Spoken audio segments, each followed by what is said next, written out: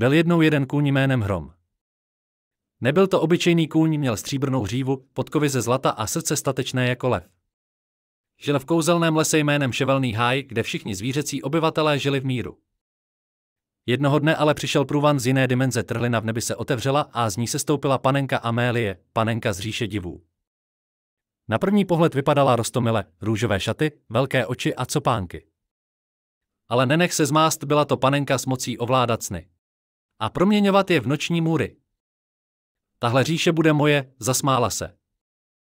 A první, kdo mi vzdoruje, bude se bát do konce života. Ale kůň Hrom neměl strach. Věděl, že pokud nezasáhne, padne celý Ševelný háj do temnoty. Když panenka Amélie začala měnit stromy na sladké pastičky a ptáky na papírové draky, Hrom zatnul zuby.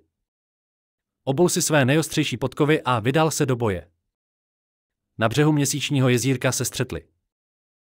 Amélie mávla kouzelným medvídkem, ten vypustil růžový oblak ospalosti. Ale Hrom dupnul tak silně, že vítr odfoukl mohu zpět. Já nejsem hračka, zařechtal Hrom.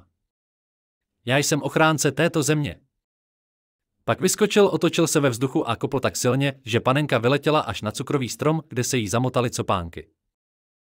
Amélie pochopila, že Hroma nepřemůže. Slíbila, že se vrátí zpět do říše divů a už nikdy nebude zlobit.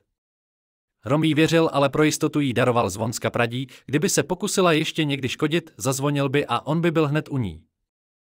V té době byl Hrom oslavován jako strážce Ševelného háje a každý rok se konal svátek, kde děti nosily hračky k jezírku na památku bitvy, kdy kůň přemohl panenku. A panenka Amélie se vrátila do své říše a otevřela tam školku pro zlobivé panenky. Nikdy už nebojovala, ale prý si v noci občas povzdechne. Ten kůň měl styl. Ne všechno roztomilé je dobré. A ne každý hrdina máme 4 č, někdy stačí 4 silné nohy, statečné srdce a pořádný kopanec.